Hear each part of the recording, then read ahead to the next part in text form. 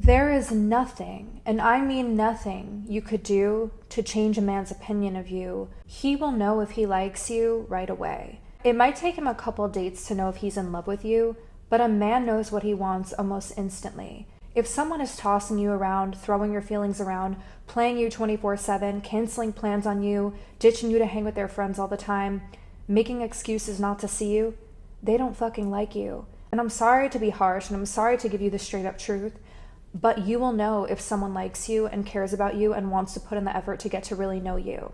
I see these videos all over TikTok nowadays that talk about all these ways to get a guy to fall in love with you. They talk about all these strategies and all these techniques to make a man fall in love with you, when the truth is, the only way a man will fall in love with you is if he feels the connection or he doesn't. It's black and white. And I've seen this in my own relationships. I could be the hottest, most fit, most intelligent, most cool. I could play this character, I could play this role, I could put on a show and make a guy believe that I'm the coolest girl he's ever met in his entire life. But eventually, it doesn't work out. You know why? Because I was forcing myself to be someone that I wasn't in order to please him, in order to make him attracted to me. And I've realized that the key to having a real connection and the key to establishing a real romantic relationship is to just be your fucking self. And when you're truly yourself and you step into your power and you know exactly who you are, that's when you attract the right person into your life, because the right person is not going to play games with you. The right person isn't going to string you along and make you feel crazy all the fucking time. The right person isn't going to make you feel stupid for asking him to hang out on a Friday night, because the weekend is meant for the both of you. The weekend is meant to connect and chill, and when you're both off from work, he should want to see you just the same way that you want to see him. It should be equal. It should feel balanced. It should feel good. It should feel healthy. And it shouldn't make you feel anxious. It shouldn't make you feel stressed out. It shouldn't make you want to claw your eyes out deciphering his text messages, and you're calling your mom crying because he didn't respond to your text. Or you're calling your best friend and saying, what do I say, because I don't know what to say to him because he gave me a one-word answer. I don't know how to decipher this message because he texted me WYD at 3 a.m. on a Saturday. No. A guy who really has respect for you and values you and places you on the pedestal that you deserve to be placed on is not going to text you WYD in the middle of the night to hang out and to come over to his place. A man will value who he wants to value, and you can't do anything to really change that or manipulate that. It's either he likes you or he doesn't. He likes your personality or he doesn't. Now, I'll tell you a story about a guy that I really liked. I thought he was super attractive, and my goal was to get him to fall in love with me. My goal was to make him want me and tell all of his friends how amazing I was, and to introduce me to the people in his life because I liked him. And I thought, this is a game to play. I'm going to put on this role and he's going to see how amazing I am.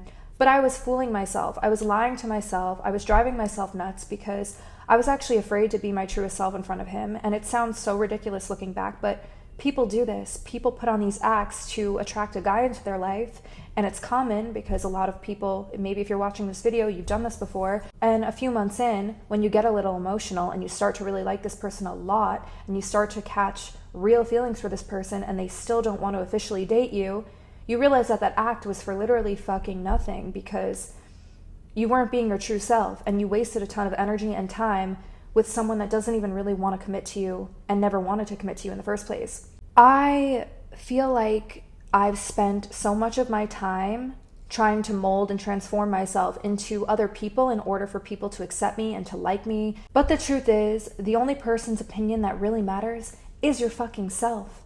You should be valuing your own opinion more than anyone else's. You should be staying true to who you are and stop caring about what everyone else thinks about you, because that's how you attract your soulmate, and that's how you attract people who actually respect you and like you and accept you for exactly who you are. And I've learned this the hard way. So my best piece of advice, if you're trying to get a guy to like you, if you're trying to make someone fall in love with you, be yourself. And if they walk away, if they ghost you, if they say they're not ready for commitment, that wasn't the right fucking person. That person wouldn't have stayed regardless. That person isn't your husband. That person isn't your soulmate. As much as you want to convince yourself and become delusional that this person is the love of your life, if they're saying they're, not ready for commitment and they don't want to do this and they don't want to be with you, then they're not your soulmate. I hate to break it to you. The right person will know. The right person will give you a fuck yes. The right person will be extremely clear about their intentions with you. I was playing this game with guys for so long, going on dating apps, meeting people, trying to assimilate, trying to make all these guys like me. And yeah, we got along. I had connections with people. It wasn't bad. Like, none of those experiences were necessarily terrible. But when push came to shove, looking back, I realized that none of them actually genuinely gave a shit about me. Maybe they considered me a cool girl. Maybe they considered me someone they could vibe with, but they weren't really into me. They weren't really putting in the amount of effort that I was putting in. They weren't really giving me the energy and reciprocating the energy that I was giving them. But when it came to this guy that I met after going through a bunch of dates and going through all the dating apps and whatever, going through all those crazy experiences that were not right for me, once I went through all of that and I learned a lot about myself and I learned what to do and what not to do, I met this guy who was so persistent. He was so persistent. He always wanted to hang out with me. He asked me to make plans a million times. He made it very clear from the get-go that he was super interested in me, and I pushed him away. That's what I did. I self-sabotaged myself for so long, and I pushed him away. I pushed him away for 6 months, and I didn't want anything to do with him because I was like, this is weird. He's too obsessed with me, and I don't like him. And I played that game with myself for 6 months because I was like, if he's so desperate, there's something wrong with him. In the meanwhile, I wasn't doing the inner work and looking at myself and saying, you know what, why aren't you accepting someone accepting you? Like, why aren't you reciprocating? Why aren't you giving him a chance? Long story short, I eventually did give him a chance because he was still persistent, and there was one night where I was just bored and I had no plans, so I decided to finally give him a chance. Oh my God, I almost just freaked out because I thought the audio cut out. And we ended up getting along so well, and it all ended up working out, and I got into a relationship with him, and he was so clear from day one. When I said I wanted to be exclusive, he confirmed it with me instantly. He was like, of course, like, we're exclusive. I'm not seeing anyone else. He was so straightforward. It was so easy. It was so effortless. And that's how it should fucking feel. That's how it should feel with the right person. And we spend so much time clinging on to people that don't give a shit about us. We spend so much time clinging to the past. We spend so much time on our ex that has already moved on to someone else, when meanwhile your soulmate and the love of your life is out there waiting for you somewhere, and you're pushing it away because you're hung up on the past, and you're hung up on people who don't deserve you, and you're hung up on someone that isn't thinking about you. Yeah, I feel like I've learned this the hard way, and if I could do anything to help you guys, it's just to deliver the message that nothing will pass you by that's actually meant for you, and the right people are going to stay in your life. The right people are going to commit to you, and the right person isn't going to walk away when things get hard. And you deserve real love, you deserve real acceptance, and you deserve someone who loves you exactly how you are. And if you could take anything from this video, that's what I want you to take away from the video. And I hope that was helpful. I hope that little pep talk will brighten your day. Share it with a friend if you think it's going to help someone that's going through something similar that I mentioned. I really appreciate it. And be sure to check out my podcast, Date Yourself Instead.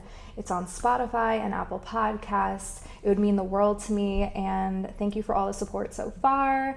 Remember to subscribe if you really liked this video. Even though I have like no subscribers right now, hopefully it'll grow, it'll pick up as time goes on. I hope I can provide some value to you, but every person counts and every person matters, and I am so grateful for the support. Thanks for watching. Have an amazing day, and stay tuned for more episodes.